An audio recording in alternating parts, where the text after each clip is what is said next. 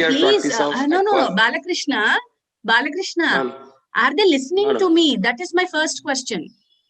That is my Yes, first. ma'am, you I are am very audible. upset with the way. Ma'am, 1 minute, See, ma'am. are they listening to me? That's another question. So, I am audible. You can hear me. That's wonderful. But how many times I have been telling? Now somebody else opened. Okay, they should at least have some kind of conscience. Like they should be conscious also. No.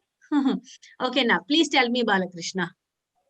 Please Oh, ma'am, fix actually, this. the Tell concept me. is the colonialism means the policy or practice of acquiring full or partial political control over another country, or it might be like Hmm. occupying it with settlers or exploiting it economically. Wonderful. Wonderful. Balakrishna, are you from which, what is your background? I'm a teacher, ma'am. I'm working in Narayana School. Okay, you teach social? No, ma'am, English only. Okay, you are teaching English. Right, wonderful. Very good answer, Balakrishna. So, colonialism is a concept which we all have undergone. Okay, we as Indians have passed through this phase of colonialism for about 250 years, and which came to a halt in the year 1947. Okay, which means the Europeans, especially the English. Okay, whenever I am referring to the Europeans, I might sometimes refer to them as the whites. Okay, because we are going by the race. Here, what is important to understand in the post-colonial context is the superiority that the white race has always felt, has always enjoyed. Okay, the Europeans, beginning with the English, Spanish, French, Portuguese, and the others. What did they do? These people, they are very enterprising, very adventurous, very aggressive, and they were not satisfied with what they have or what they had then. Even now it is the same, but we are discussing colonialism.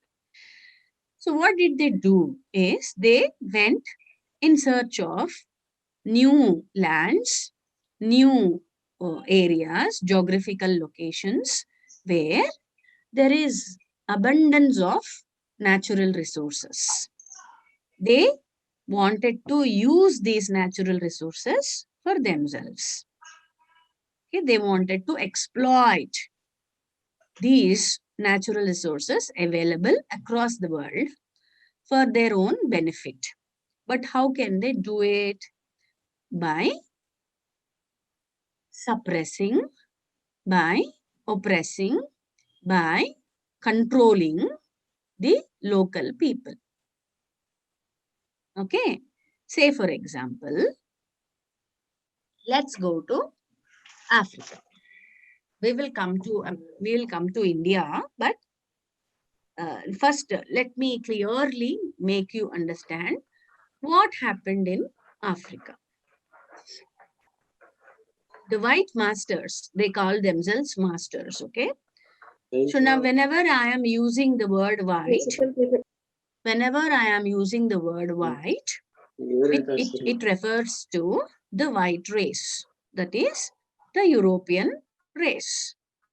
Okay, so these white people have always felt that due to their white complexion, white skin, they are very powerful, they are beautiful, they are very civilized people. Okay, you may now feel very like confused. How can anyone feel feel or how can anyone call themselves superior over the others just by the way of the white skin? Okay, can such thing ever be ever happen? Just because somebody is white in complexion, he considers himself to be superior. So whatever is white is superior according to them. This is the idea that they have conceptualized and that they have used to exploit the other. Okay, I am using the word other. Okay, other is a very important term here. Why? The white and the other. Okay, the white is superior. Then what about the other? Who come under the other category? The blacks, the brown, the reds, the yellows, based on the skin complexion. Isn't it very superficial, my dear students, to call somebody very intelligent just because they are white in color? It is very, funny. I don't really go by this. But the whites have established or considered and established themselves as intellectually superior. Are you writing down? Intellectually superior.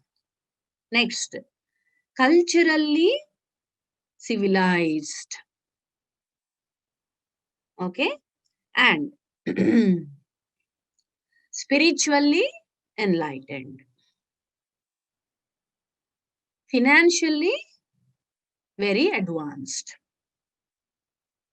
These are the points that they based their assumptions about their superiority. What? Number one, that they are intellectually superior. Next, spiritually enlightened. Next, financially advanced. Next, what is the last point? Culturally civilized. What is coming under culture? Their language. So English is superior. Telugu is inferior. Hindi is inferior. African languages are all inferior.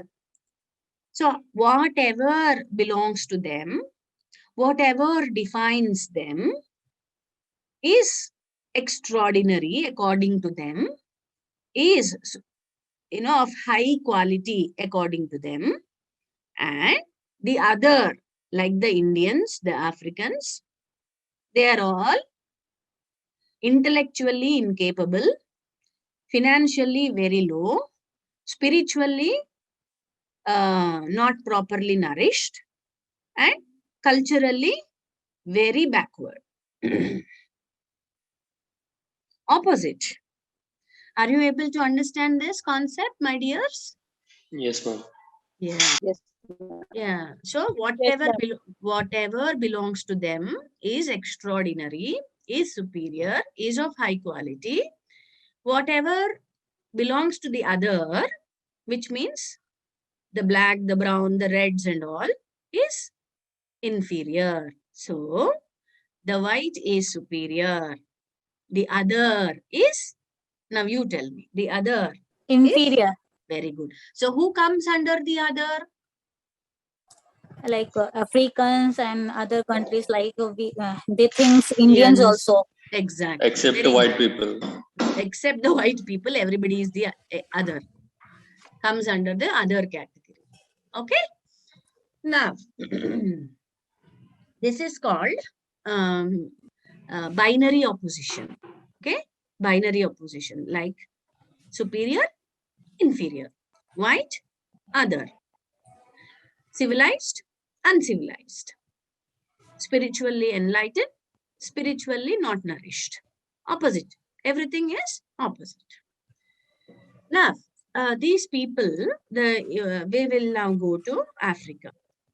Maybe to Kenya, to Nigeria, to Ghana, to Somalia, to Ethiopia, to South Africa.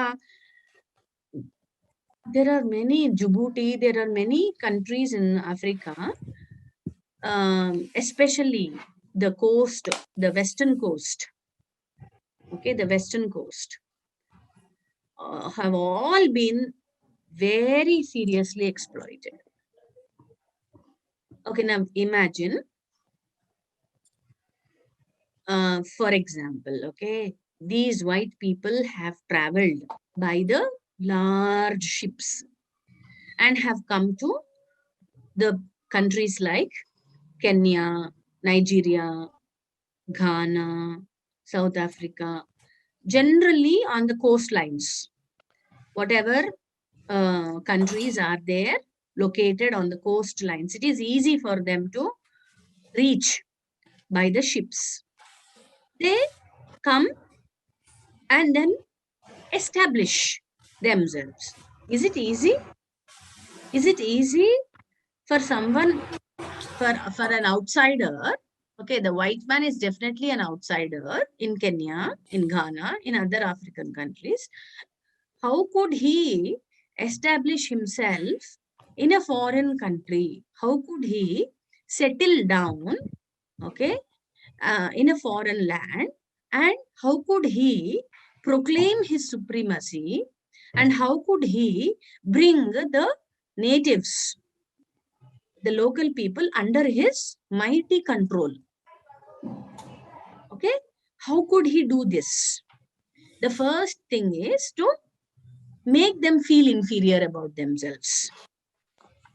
Okay, like, for example, there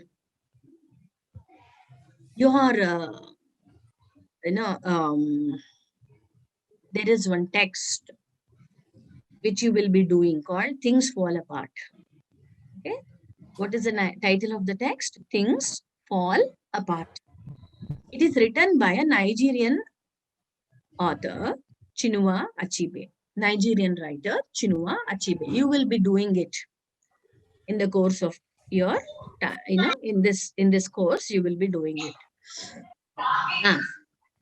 What happened is, in that text, the writer very clearly plans the entry of the white man, how he cleverly comes, uses all his extraordinary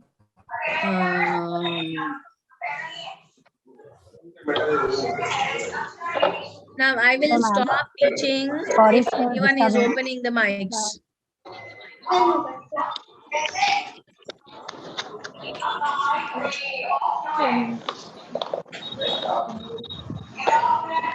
I'll just stop. It is very disturbing, ma'am. Yes. Madam, give someone course, man. They will take care of the class. I will. Shall I give it to you, Balakrishna? Madam? Shall I give it to you? Yes, ma'am. Yeah, yes, I'll call them. E. Balakrishna, I'll call them just now.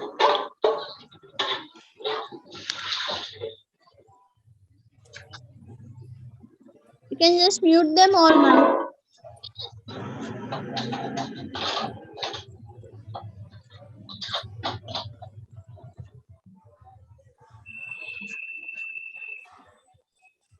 Laptop ఉంటే best ఏమో, ఎందుకంటే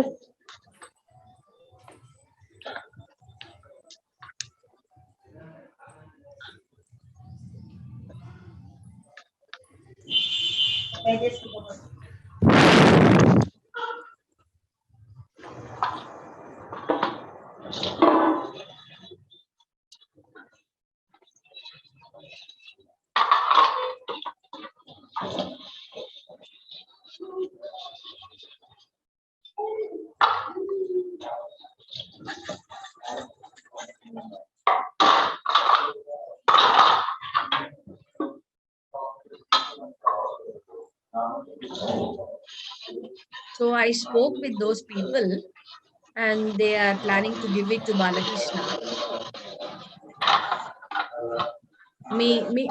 See, I can listen to your kitchen, okay, all of that.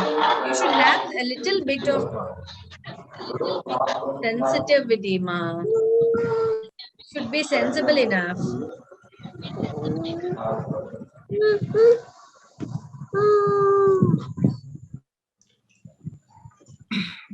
Good morning, ma'am. Good Sharda, morning, ma'am. Hari. Yeah. Ma'am, there is one option in the participants below. Mute all is there, ma'am. Ah, Can you okay. do that one? And if anybody have any doubt, we'll put it in the chat box, ma'am. Mute all.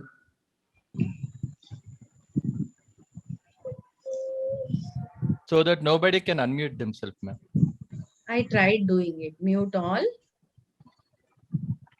Allow participants to Unmute. You disable unmute that one. themselves. You disable that option, ma'am. Oh, okay. Allow participants to unmute themselves లో నేను disable చేసేసాను. Okay. అప్పుడు yes నోలో ఏం పెట్టాలి? No button, madam. Okay. మళ్ళీ మీ voice ఎలా వినపడుతుంది? No, if anybody thing is there, because you have to save it, then only click on OK, then it will be applicable. And we, if any doubt, we'll put it in the chat box, ma'am. Hari sir. Yeah. Instead of that, better make someone else co-host, sir. If somebody else raise the hand, that will be better. The problem is here. I asked yeah. them.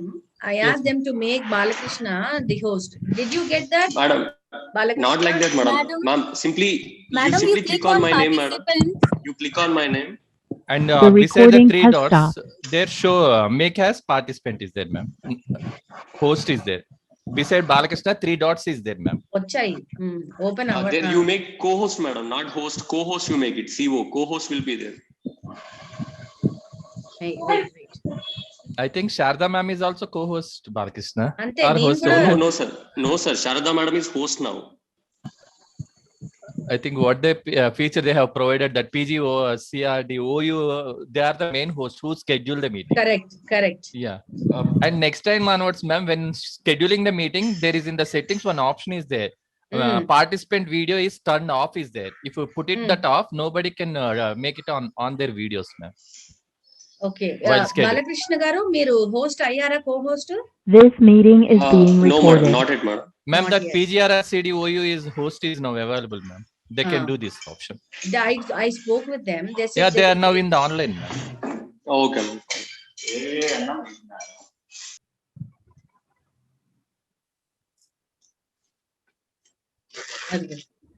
Okay, Balakrishna, I think you will get accepted. Okay.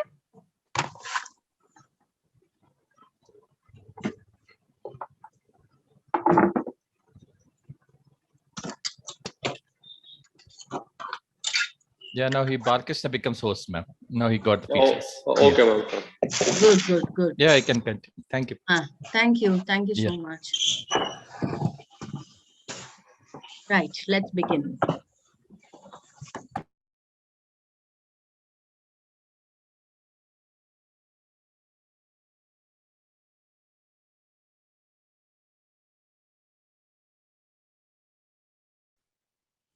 Shall we start? Yeah, now let us start off. Let's start off. Okay, now we understood the binary opposition. Then we have to understand the 3 E's, okay? E and E and E. So what is that first E? Exploration. Okay, exploration. Second E is exploitation. Third E is establishment. Okay, 3 E's. What is that first E? Exploration, exploitation, establishment. So how did they begin all this? By way of exploration. Which geographical location is rich with natural resources? India is rich. Do you know that at the time of the entry of the white man, our GDP was 27%, highest in the whole world.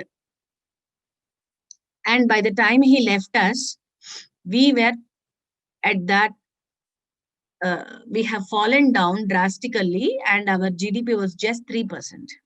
See how much he has exploited.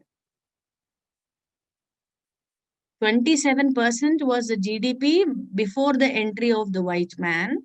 In 1947, we were at that 3%, which means we have fallen down in the aspects of global economy.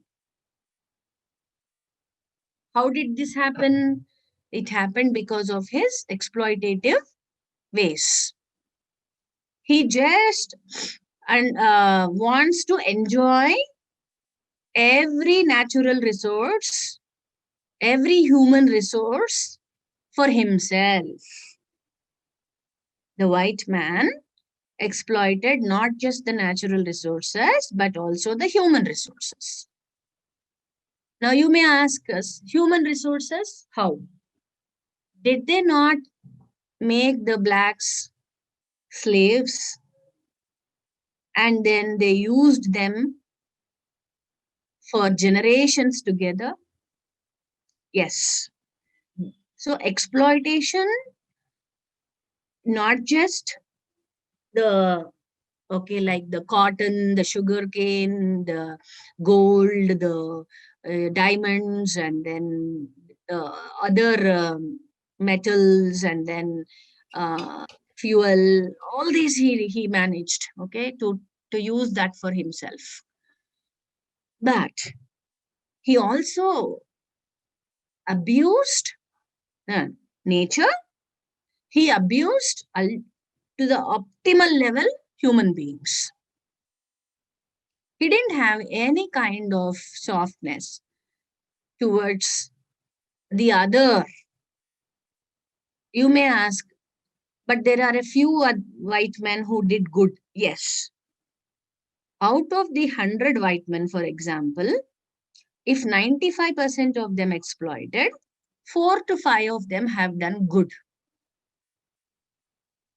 Like the C.P. Brown, the person C.P. Brown. He was very interested in Telugu language and he studied Telugu thoroughly and he became a Telugu scholar. Imagine a white man becoming a Telugu scholar.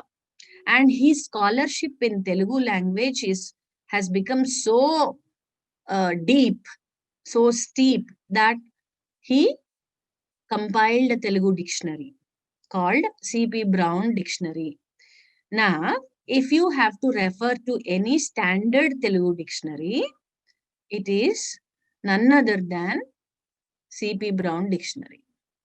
There are such good white men who have done good things like cotton. In Andhra Pradesh, Dhavaleshwaram project was built by him.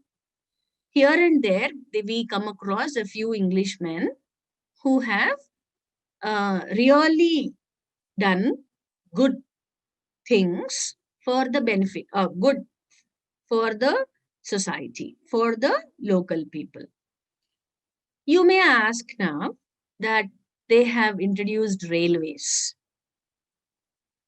Now, these railways have been introduced to carry the goods to the natural resources, the goods, cotton bales, silk, all these to their countries as raw material. Okay, so this exploitation is so deep and we have not really understood that. See, the railways have been, okay, we have used the railways introduced by the white man. Some people say that, see, how can we blame the white man for doing, he did so much good to us. See, we have to also look at the culture, the rich culture, the ancient antiquity of Indian society, Indian culture, heritage, everything is so rich. Why the kind of architecture that the Indians have come up with, they couldn't really understand. See, if you take the Greek culture, see, the ancient culture is always the best in the terms that we can reflect upon the past. Say, for example, in India, our architectural marvels speak of our rich culture, our silk, okay, our handlooms, our Kashmir shawls. They are not the new things, okay? They have been there for a very long time. And the kind of gold, the jewelry or the temples with architectural value, all these are the testimonies of Indian culture, but they didn't consider. They did not like it. That is why they broke down many architectural marvels. Okay, seriously, if you go back, now they were so selfish that they did not want any monument, okay, which stood the test of the time, which had architectural value. They didn't like it. They tore it down. Okay? They started injecting the idea into the psyche of the colonized. Okay, we are the colonized people. We were ruled. We were controlled politically. We were controlled financially. We were controlled religious in the religious terms. We were controlled, especially by breaking our culture. We were controlled by breaking our language. This is very important. Okay. Constantly, see, we have also conditioned our minds today. We have conditioned our minds that anybody who speaks good English is an intelligent fellow. That's absolutely wrong. It is so shallow. Okay, today everybody is able to speak in English. It is not the language English that's going to establish your ingenuity. It is your intellectual prowess, your smartness, your creativity, your innovation, your cognitive skills. These are important to establish yourself as a very proficient person, not just the language English. That's how they have manipulated. Okay, the Englishman has manipulated our mindset that if you speak English, you are the best. If they tried, controlling the minds of the children that, see, don't speak your native tongue. Your native language is very ridiculous. See, I am not exaggerating any point here. Okay, Sharda is not exaggerating any point here. This is the history. These are the different points in the Indian history that we have all missed out on. These were never showed in the history books. Only literature helps you to understand the history better. History is documented in literature better than history itself. Okay, so they have manipulated the minds, as we understood already, that your language is very shallow. Your language is very empty. Your language is not rich. How do you measure the richness of any language? All the languages in this world are unique. All the languages. Every single language in this world is rich. It has its own aspects, it has its own features, and it is unique in itself. But what did this Englishman do? He claimed that only English is superior, only English is rich, only English is beautiful. The other languages that you speak are all very, very substandard. And we people have agreed upon this. We didn't fight. We didn't tell him, see, we also have our own rich culture. We have our books. The English is a modern language.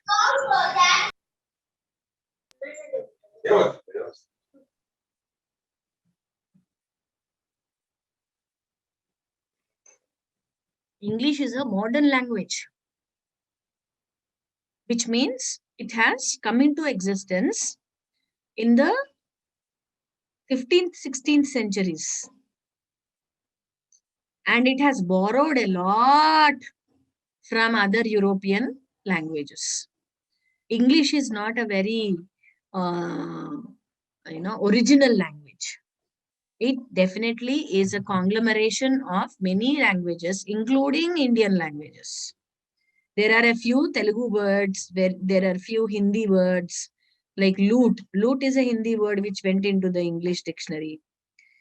Bandicoot, pandikokku, is a Telugu word that went into English language. So they exploited everything, including languages. They took whatever was available into their own fold. Okay, so they have said that, see, our libraries are so large and big and rich and vast. Rows and rows and rows of books are there in our language. You show us some books. See, our books are ancient books. Okay, you may have started writing in the 15th century, but our books are as old as 5,000 years old. Okay, we have wonderful ancient languages, very rich ancient culture, but they haven't agreed upon it. They have twisted and turned it in such a way that we started accepting that English, everything that is English is superior. English language is superior, English books are superior, English literature is superior, English food is superior, English culture is superior, everything about English is superior. Now we agree upon it just because we have been conditioned that way to turn down our own culture, our own native culture, and uplift the English culture. That's how they have manipulated our brains. That is exploitation. It's not just, the land that they have exploited. They have exploited language. They have exploited culture. They have exploited everything that they could lay their hands on. Then they have introduced another important aspect. I was referring to Things Fall Apart, and suddenly somebody spoke, and so I forgot about it. Now I'll go back to Things Fall Apart. Let me tell you that this text is such an important text without which you will not be able to understand post-colonial literature. How the white man slowly enters and how he establishes himself, asks for some small space to establish his church. Okay, he establishes his church and tells that, see, this is my prayer house. Then sometime later, he says he invites them into his prayer house. Initially, he would have started with small thatched roof. Then the number grows now because he aims at people who are vulnerable. Okay, maybe like widows and because there is caste discrimination, which is very unfortunate in our Indian culture. Those of them who have been discriminated against by the caste or by the gender or maybe many other such kinds, they were all attracted. And then they started going to the church. So slowly he expanded. He expanded his religion. Next, he established his power by way of government. He established his government. Next, he established his law, court of law. Okay, so now this is how he started here, isn't it? He came to do business. Then he started expanding in terms of religion, in terms of government, in terms of law and order, in terms of culture. In all the aspects, he has expanded. And he had penetrated so deeply that it became very difficult for the local people to break. Okay, so local people started believing that we are inferior, our language is inferior, our religion is inferior, our culture is inferior, our everything is inferior, our food is inferior, we are very ugly people, we eat with our fingers. Okay, we don't have the toilet system. All these he showed as glaring lacunae in the Indian culture. And so we accepted. We allowed him. We allowed him.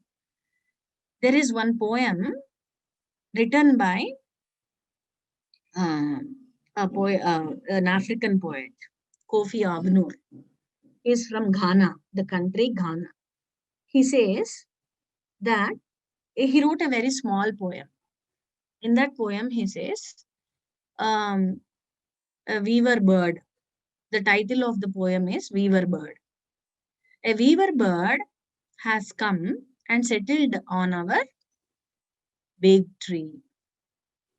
We allowed the bird to weave its nest and lay its eggs. And we supervised over the egg laying. It is a very important poem to understand the post-colonial concept. See, the weaver bird is the white man, symbolically. He had come and settled on our tree. Tree here is the African culture, symbolically. And it started building its nest. Nest is the white man's, colony, how he established his colony. And then he started laying the eggs.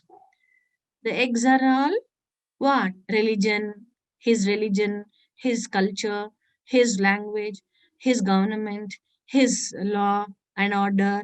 All these are referred here symbolically in the form of eggs. And we supervised over the egg laying.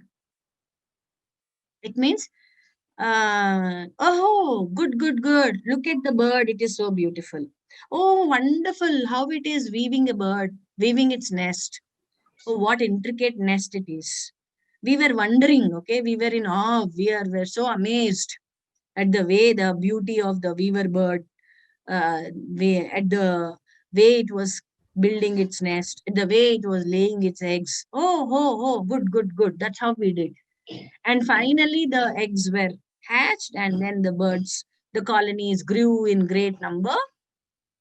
And finally, the tree had come crashing down because the tree could not bear the weight of the hundreds of nests. Isn't it a very beautiful poem? A very meaningful poem? The entire concept of post-colonialism is inscribed within the 4 lines of this poem. The bird went on weaving nests on the same tree, and there are now hundreds and thousands of nests on the big tree, and the big tree could not take the weight of the nests, and it came crashing down. What is this tree it symbolizes African culture, African country, African tradition. Everything broke down under the heavy burden of the English establishment, English colonies. Okay, so first thing is exploration. Then he explored, then he exploited. Now I understand. I think you have understood in what ways he had explored, how he had explored, not just the natural resources, but culture, tradition, everything he had exploited. Then establishment, exploitation. You can even take this example of how he had exploited human resources. So natural resources, we understood how he took away all the good things from us, even including the Kohinoor. Now, human resources,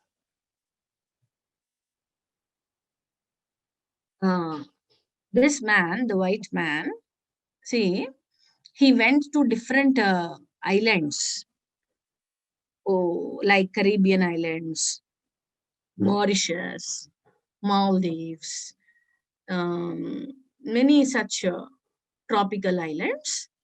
And he found out there that that's the wonderful place to grow sugarcane, cotton, coffee, and tea. But he wanted people to work. For example, in the Caribbean islands. So, Caribbean islands are between the Northern America and the Southern America in the Caribbean Sea. So, what did he do? He went there, found out that the place is so conducive for the growth of sugarcane plantations. So what did he do? He came back to Africa, because African continent, all the countries, most countries in Africa are his own colonies now. The white man's flag is hoisted already. In India, white man's flag is hoisted already. So he came back, and then he took many Indian people on the ships.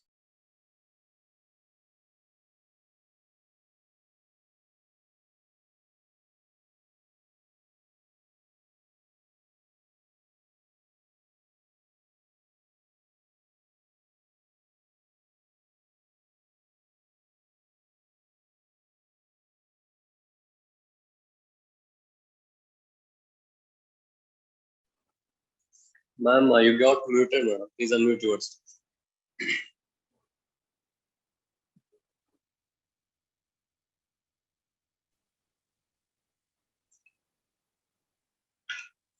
Okay. So the Africans, the black people, they were the worst hit. The white man looked down upon the black man and considered him as animal. I am not exaggerating. Okay?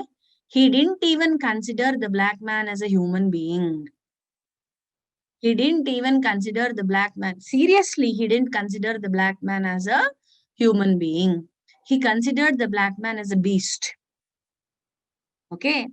So he felt that in the Charles Darwin's theory of evolution, the white man is the first one to evolve, and the black man has stayed back in the process of evolution, and he is still there in the second, maybe third, fourth stage of evolution. How the human being has stood on his 2 legs. That's the 4th stage, I think. So the Englishman had declared that the black man is in the 4th stage of evolution. He is still not a completely evolved human being. So he can be used as like an animal. How do you how do you use the oxen, the buffaloes, and the other cattle for cultivation, agriculture activities? That's how the white man has used, abused, ill-treated the black man. So he would come by the ship to the western coast of African countries. Then he would enter the slave market. Okay, slave markets were very common in Africa then. Thank God, Indian culture is so advanced that we didn't have such kind of markets. In Africa, these white man has started the concept of slavery. But let me also give you a hint here that in a few countries, in a few tribes, in a few groups in Africa, the slavery was there. Like a chief of the tribe would have slaves. His wife would have slaves, women slaves. This is, of course, there within their culture. So slavery isn't very new to the black man. And I have even read a few books where, if the wife is dead, okay, the first wife, he has 3, 4, 5, 6 wives, the chief. If his wife is dead, and she would be given a very rich burial, along with the woman who is dead, who is going into the grave, the slave women also are forced to go into the grave, which is the worst thing. Okay, and if the slave girls, they run away or they try to, escape, or they cry and all of that, they just break the head and throw her into the grave, because these slave women are the property of the wife of the chief. So whoever owns the slaves, they are the property, objects, asti. Okay. One second.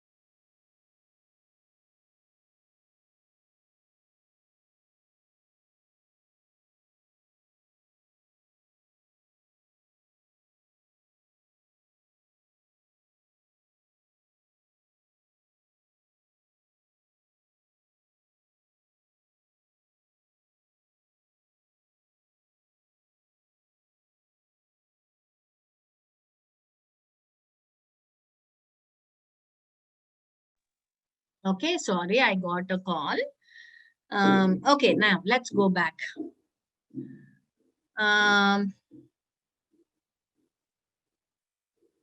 Right.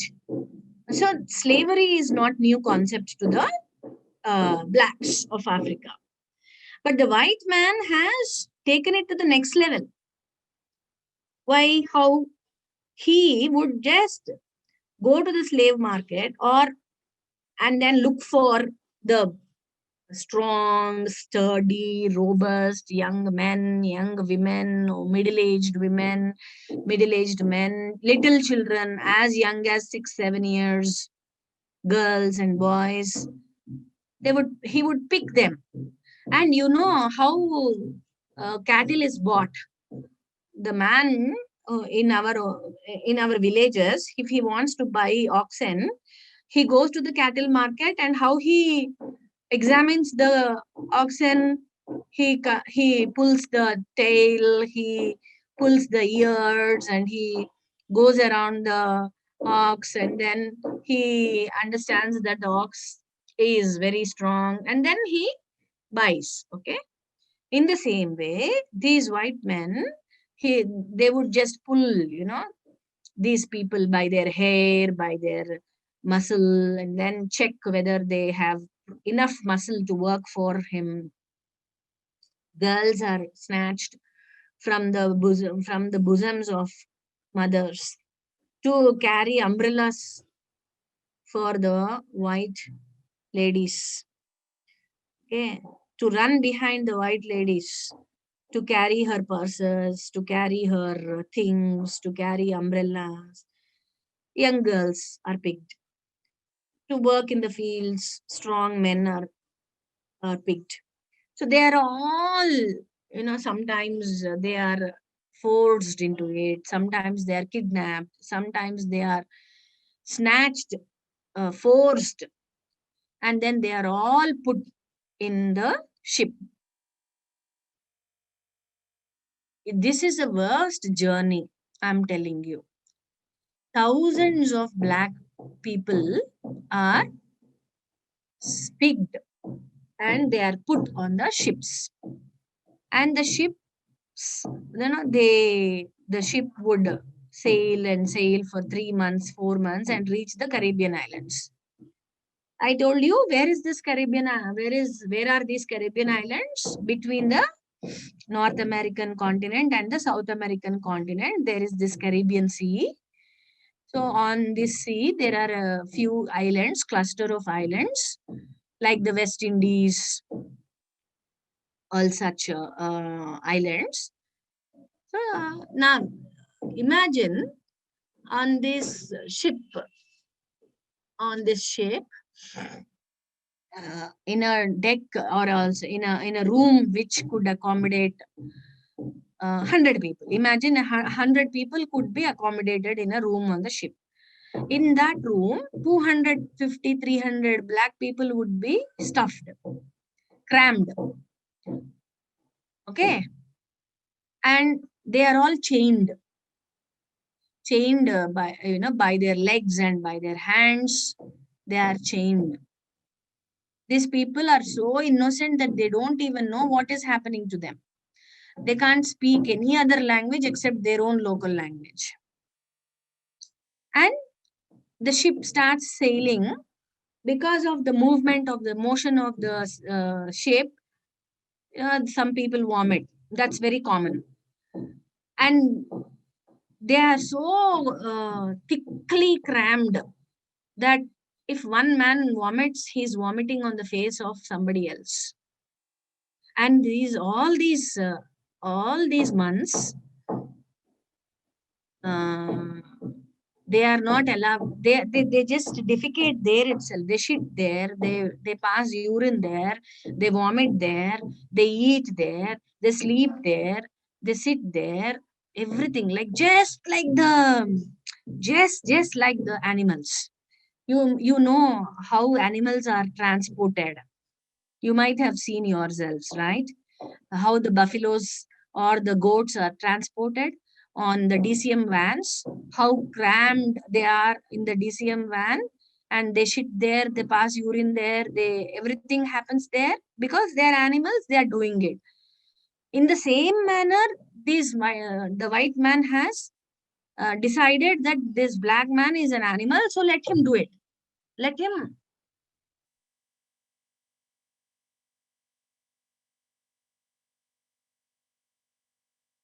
Somebody has. Can you hear me? Madam, we can hear you, but somebody else is screen sharing that now. Yes, who is this? That's what. Somebody is sharing the screen, please. Don't do all such stuff. Who is this? Balakrishna, can you remove this person? Pandu Kutti. 1 minute. Satish Vemula. Satish Vemula. Who is Satish Vemula?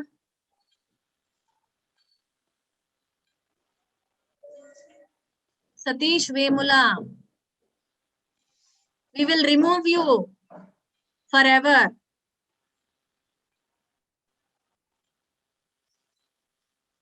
Satish Vemula. Okay. Right. Okay. Is it whatever we are discussing until now? Is it okay with you, my dears? Chat. If you can't speak, you can chat. Ma'am, actually there are certain concerns from student and Balakrishna, what happened? one thing is that they are asking for something to be share on that screen, madam. Like Why? what are the text you are explaining? I'm not explaining any text. I am only giving introduction to That's what. post-colonial. Oh, okay, ma'am. See, one thing, please, all of you, how many students are here? Participants, 112 participants are here, okay? I am telling you all the participants that I am not going to show you any number that is like, okay, this is the book, turn to page number 100, turn to page number 120, and I will not read like that. This is not LKG, UKG, okay? This is not first class. You are doing your post-graduation and you should be, a bit open to all this kind of learning and teaching process. Please try to understand, and I won't give you any kind of notes. I'm sure in the last year you have understood the kind of teaching I adopt. Yeah, Haripriya says, yes, we all know, ma'am, last year also you taught us in the same way. Yeah, this is how I teach. If you ask me which paper, paper, of course, post-colonial literature, what page number? How can I tell you which page number? Because I'm just talking to you. I am not looking at any book. Please try to understand. Is this difficult? Please discuss among yourselves and let me know. Ma'am, we are not able to follow you. Please show the book to us. Read it. Read from the book. I will quit teaching. I won't teach you. This is not going to happen with me, please. You decide. Yeah. Somebody says, Supriya says, we are able to follow you, ma'am. Ma'am, yes, this is introduction. This is introduction. If you don't understand, this 2 hours is very important for you because I'm giving you introduction to what the white man has done to all of us. See, whatever we have, we will try to understand in these 2 hours will only be reflected in what we will be learning in the next classes. That will become easier. Now tell me, chat and tell me. Okay, I'm opening the chat box. Madam, I joined at 10. We are able to follow. We are able to follow. No, ma'am, we are able to follow. We are able to follow. Ma'am, is this introduction? Last year also you taught. We know, ma'am. Yes, yes, yes, yes, yes, yes, ma'am. Yes, ma'am. Yes, ma'am. What is this yes about? Okay. Okay. So, okay, fine. So it means you are all able to follow me. See, whatever I am discussing today, I am not teaching. I am only talking today. Please try to understand that. And I am introducing you to the concept of post-colonial literature. Now, colonialism is what you have already understood. Authority, superiority, power, control, how the white man has taken over, how he had controlled. In what way did he control us? In all the ways he controlled us. Tell me in what ways he controlled us, and can anyone chat and tell me? In what way did he control us? What is meant by us here?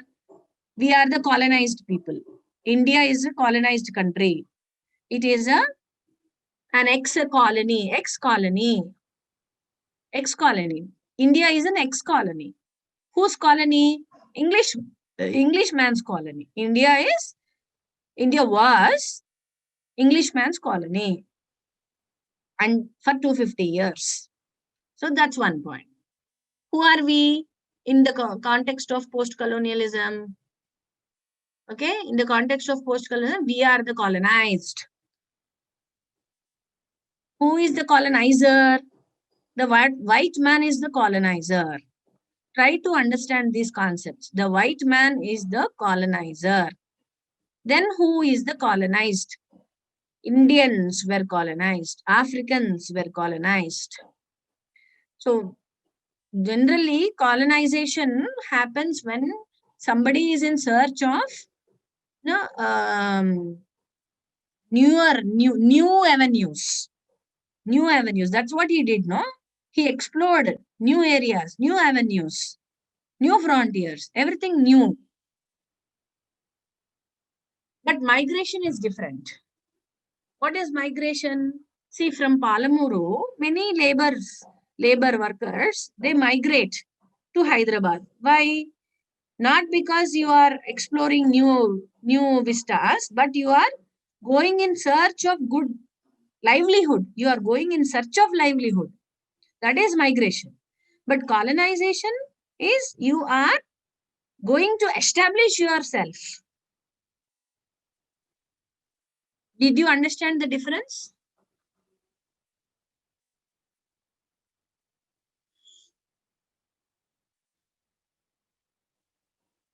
Yeah, somebody said, by the way of culture, language, literature, economically exploited us. Very good. Narla Nagaraju. Very good answer. Supriya says they controlled and exploited us. Right. Resources, language, religion, culture, tradition, law, order. Very good. Now, I understand that you have all understood the concept. Excellent. Very good. I'm so happy. Just keep writing. Okay, just keep writing. Whatever you are listening, okay, you just write. Okay, education also, right? He introduced his kind of education to us. Why? To make us into clerks, the low level, the lowest rung. All the officers would be his own white men, but the little low attenders, clerks, and such kind of work he made us do. For that, he wanted us to give English education. So English education was introduced only for his own benefit, not for us. Everything he had introduced in our country is for his own benefit. That's number one. Okay. Next, we understood exploration, exploitation, establishment. How he had established himself. Please remember the poem Weaver Bird. It's a very simple poem, which we have already discussed. Remember the symbols that the poet had used. Weaver bird is the white man. The tree is the African culture. The nest is the colony.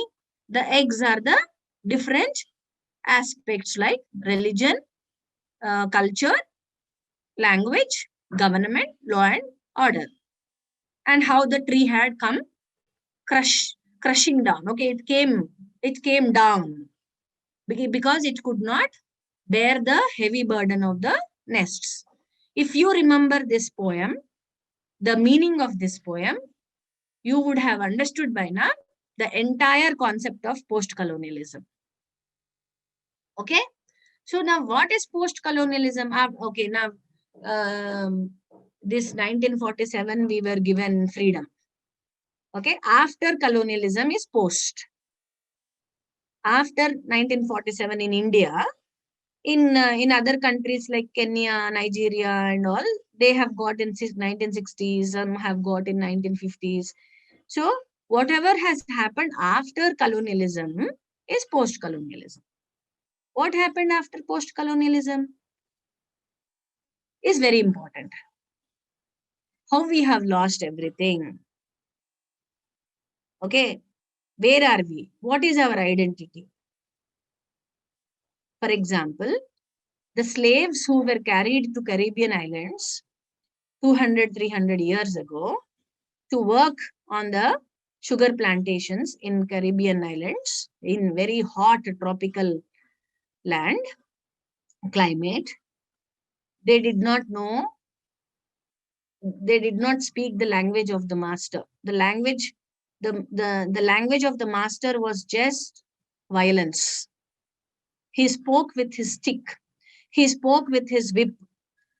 Whatever the white man had, the master had to tell, he told by making his whip dance on the backs of the black men. He just hit him. He knocked him off. He kicked him. This is the language that the master spoke. So in the process, ఈ సతీష్ వేములాని తీసేయండి please. Remove Satish Vemula.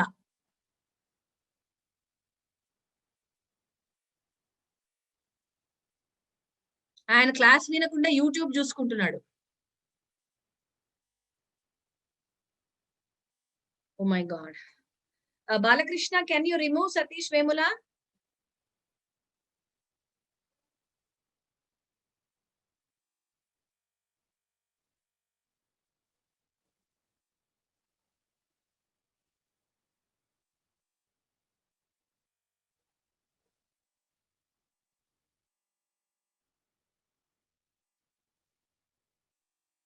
Yeah, wait. I'm just asking him to be removed forever.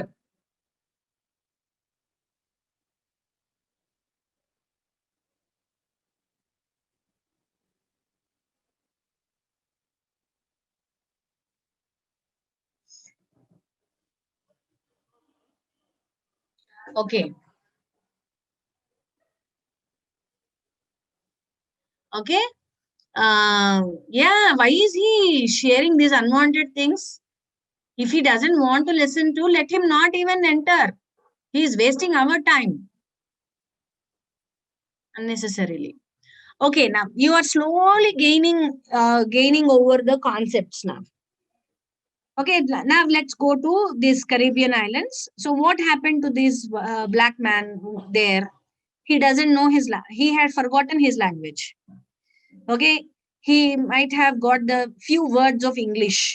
If the master is Englishman, he might have got few words of English. If the master is a Frenchman, he might have got few words of French. And so after his generation, his children would have continued to be slaves. After that, third generation of slavery. This might have continued for 200, 300 years. Now, Kenya received independence in 1963. So now the white man would say, okay, come on, those of the Kenyans here can go back. We will send you by the ships or maybe by the flights now. If you want, you can go back to your country. Where will they go? What will they do? 250, 300 years ago, their forefathers were brought here as slaves.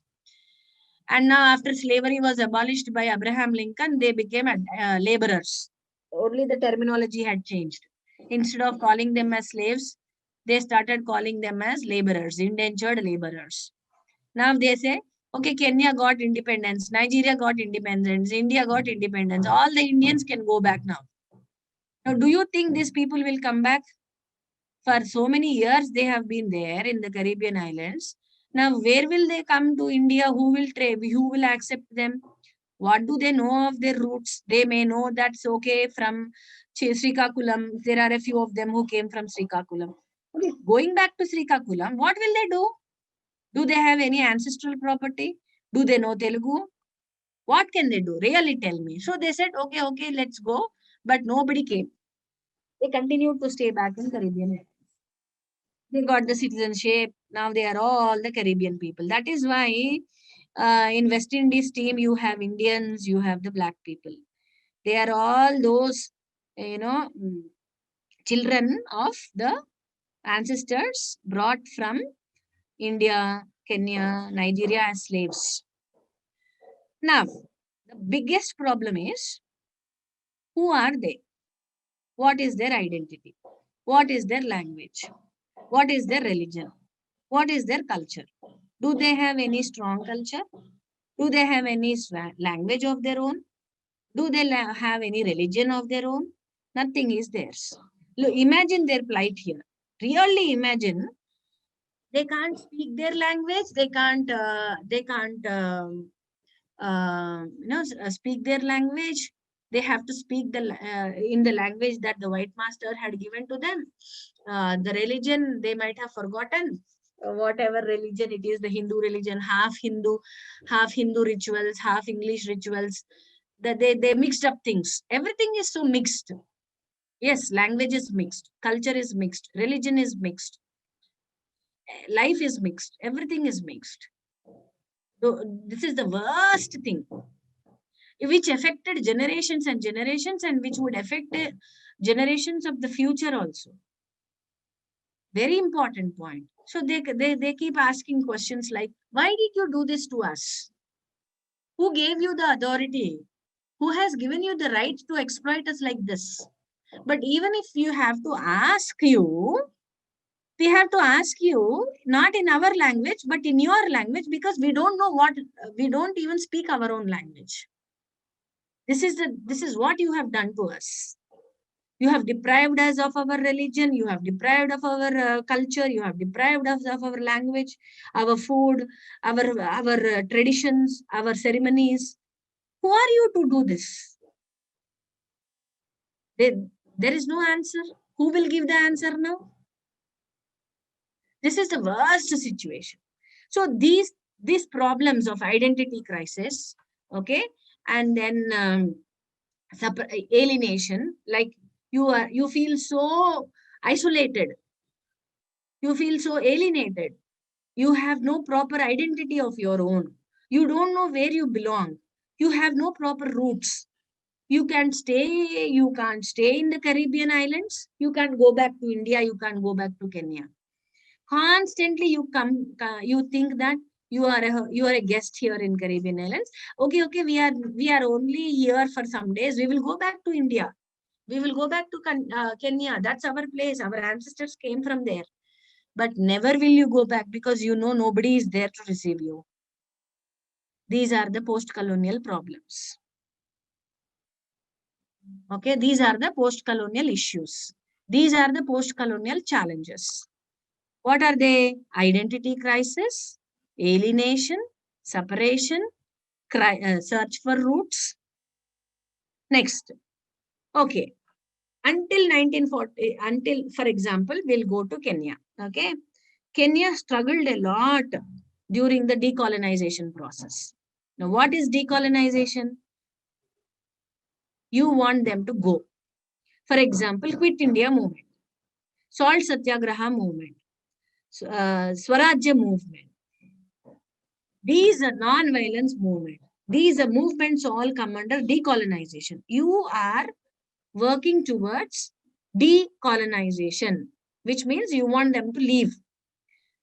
Now, you want them to go. You want them to quit India. You want your non-cooperation movement, burning of the foreign goods. All these episodes come under the category of decolonization. In the same, our own non-violence movement or independence movement, these are all decolonization processes. In Kenya, the decolonization process was very violent. Very violent. In India, at least, violence was not too much. But in Kenya, there is some person called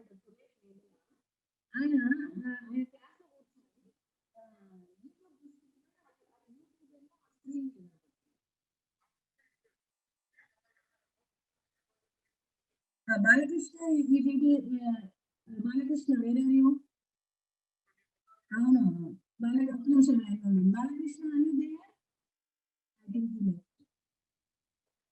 I mean, this is Suresh Vemula. Right. Right? Have you understood what is decolonization? The processes of decolonization?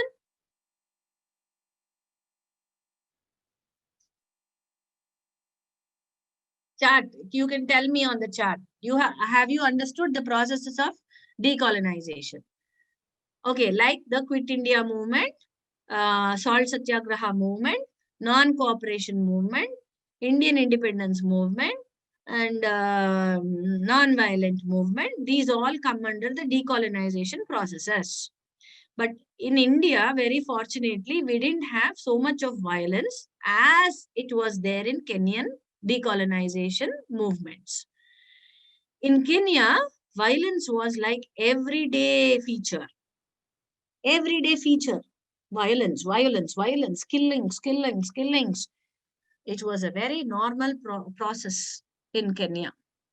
So people suffered seriously. And so they waited for the independence to be given to them. They fought very fiercely.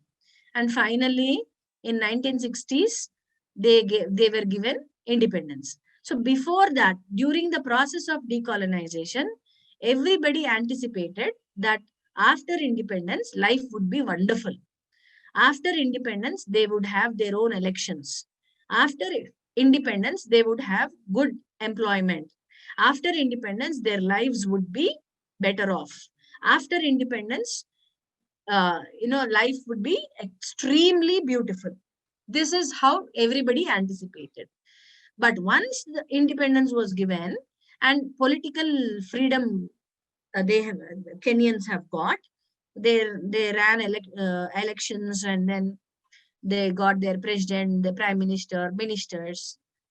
That within 2 months of their independence, within 2 months, I'm telling you, the entire political body was reeking of corruption. Corruption, corruption, corruption. The ministers have become corrupt. They have become very selfish. They have become so self-centered. They didn't care for the people. They didn't care for the benefit of the welfare of the society. They just went on making money for themselves. They exploited the local people's money. Same thing continued, but before independence, it was the white man. After independence, it is the native man who is doing it. This is betrayal, isn't it? They felt so betrayed by their own political leaders. Come on, we thought that our political leaders will give us good life, but they are making good life for themselves and they are not caring for us. So that is betrayal. They felt cheated on. Next, disillusionment. Okay, please take down. I think you have taken down the concepts. Number 1, identity crisis. Number 2, isolation, alienation, separation. Next, search for roots. Next, betrayal. Next, disillusionment. Disillusionment. Okay, what is disillusionment? See, before independence, they had anticipated that life is going to be good. Okay, they had illusions. But all these dreams have come crashing down. Who cheated them? Their own people, their own political leaders, their own ministers, MLAs and presidents. So disillusionment, betrayal are also post-colonial concepts. So in post-colonial literature, why post-colonial literature? Why post-colonial literature? See, if I am not very happy, okay, if I am a Kenyan, okay, let me consider as Kenyan for some time. So I have seen how people have been killed, how violence was the word of the day at the time of independence struggle. So I was fighting for my country and I was anticipating. I was expecting that once the independence is given to Kenya, my country, life will be nice and good for everyone, for young people, for old people, for everyone, because we will be living in our own independent nation. But independence is given finally. Then I'm not happy. I'm disillusioned. I'm so worried. I'm so upset. I'm so angry. I want to protest. I want to raise my voice against the corrupt politicians. So how do I do that? I will write a poem, or I will write a drama. I will write a novel and tell the world I'm not happy. Otherwise, next example. I am Sharada in Caribbean islands. I feel I undergo identity crisis. Who am I? I can't speak my language, Telugu language. I can't follow Hinduism. I can't follow, my own religion. I can't be speaking my language. I can't follow my own culture or traditions. Who am I? I'm undergoing this pain. So how to let out the pain? Okay, I have to vent out my pain. How? How can I do that? I will write a poem. I will write a drama. I will write a novel. I will write an essay. Through literature, I am showing off my pain. So this is how we come across such kind of topics and concepts in post-colonial literature. For example, things fall apart. There is one thing, one beautiful thing about it is, you see, literature can be used as a counter discourse. This is very important, my dear students. Post-colonial literature as counter discourse. Now, for example, the white man said, see, you people Indians, you people Kenyans, you people Nigerians, you can't talk about your own history. So we will write your history. We will write about your past culture. So if the white man is writing about the Indian history, what will he write? He will write from his point of view. He will not write from the point of view of an Indian. So it is one-sided, isn't it? So he will say, the white man will say, hey, African culture is so lowly. Okay, Nigerian language, it is so shallow and empty. Oh, their traditions and rituals are so loud. Their religion is like, oh my God, I can't bear it. It is all very showy and full of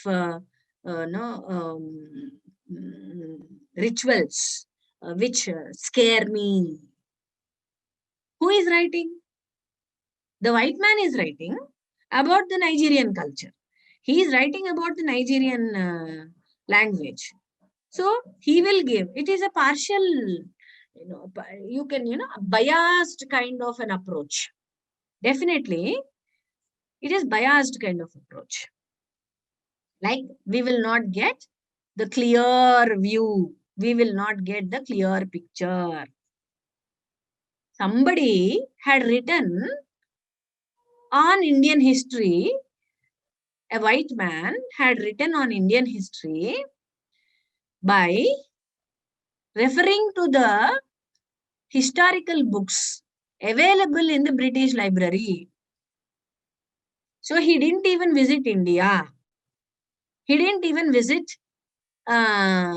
of course, India, or he hadn't have had any direct access. He read the books, referred to the books available in the British Library, and he had written about India. How foolish is this? This is how the discourse of the white man is. Now in post-colonial literature, there is this counter discourse. For example, things fall apart. So what did the white man tell? African language, African culture, African religion, African everything about African is very shallow, lowly. Now through the text, what did the writer say? We have our strong culture. We have our religion.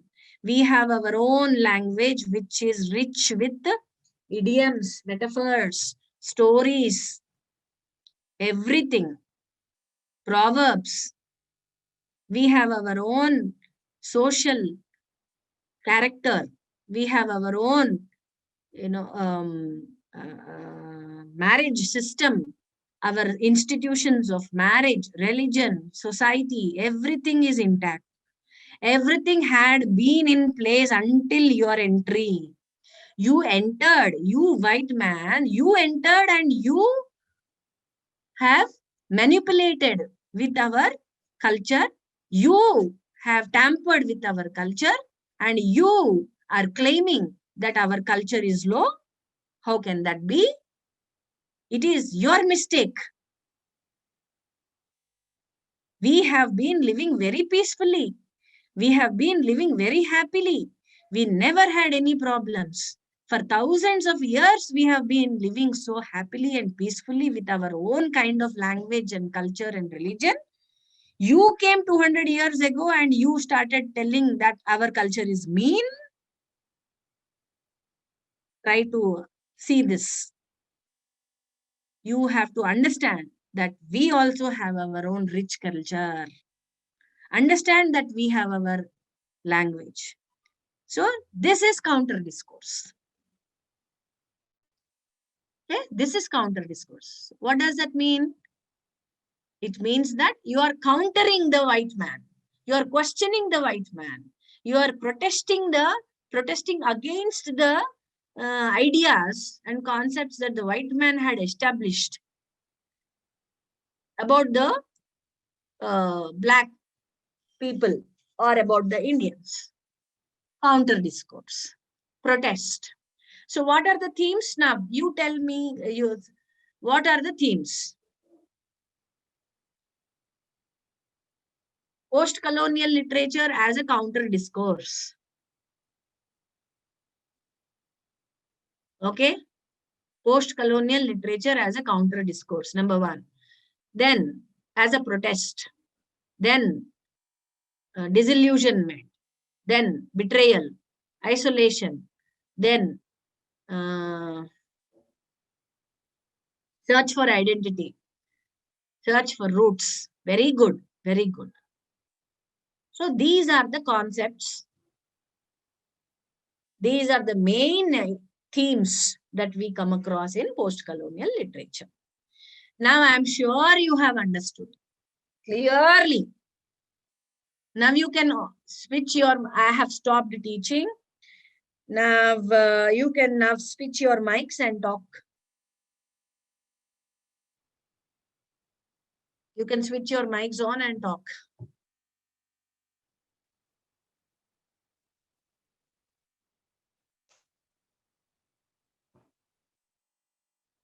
Please try to understand, my dear students, that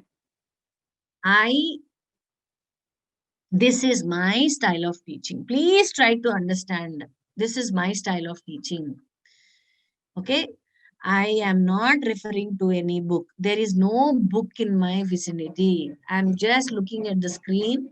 I'm not even looking at the screen. I have closed my eyes. In between, I'm opening. And happily, I am talking with you. This is how I teach. But if I look at a book, my flow gets affected. Okay, that's one point. Next point is, whatever I have discussed now, they are there in your book. They are all there in your book. But I have given more information I have given. You need not refer to the book. Whatever you have written in your notes today, okay, Please maintain a notes.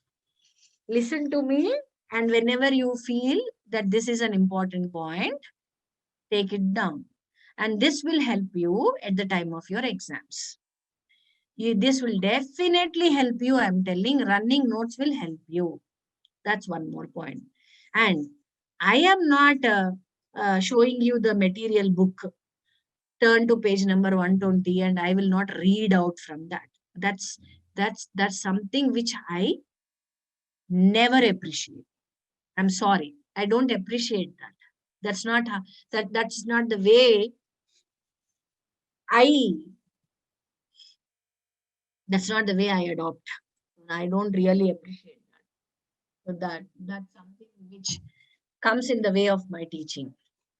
Okay, I'm not, this is how I have been used to, ma. First thing is, for the past 25 years, I have been teaching like this.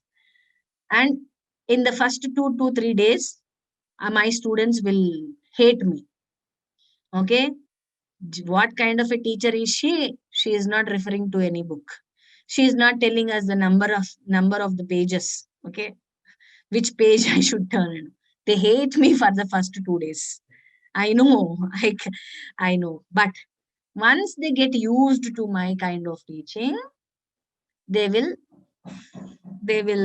start enjoying it. And number 2, they will get notes. Who is giving notes? Nobody is giving notes. I am not giving any notes. You write down, and it will become a good, material or notes at the time of your exams. Just refer to it, and you will get good marks. This is from my side. Now, you tell me whatever you want to.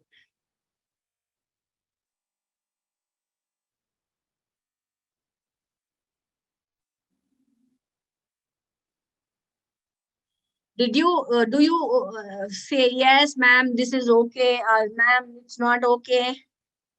If you can tell me your opinion, I will understand.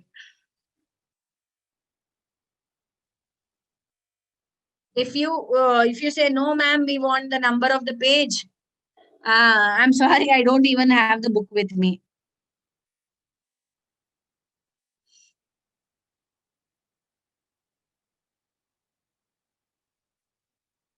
Okay, so now I'm taking your leave. I think I have another class today in the afternoon, 3:30. I'm sure, I think now all the concepts you have understood. In a nutshell, if you have written down the notes, you if you have listened to me carefully, you would have understood the concepts very clearly. Why post-colonial literature? You have understood. What are the concepts that come under post-colonial literature? You have understood. So in the afternoon, I am going to discuss a very important text called Things Fall Apart. So somebody said, we are understanding the concept. Thank you, ma'am. We want you to continue like this. Yes, ma'am. Thank you. Right. So if you want me to continue like this, wonderful. Otherwise, I'll say, okay, I will give this away to somebody else. Okay, now you said thank you. We are understanding this. Fine.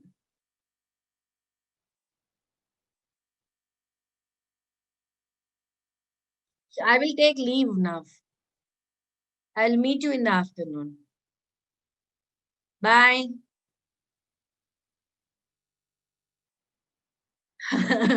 Okay, we want you only, ma'am. Bye. Bye, Emma. Bye, everyone.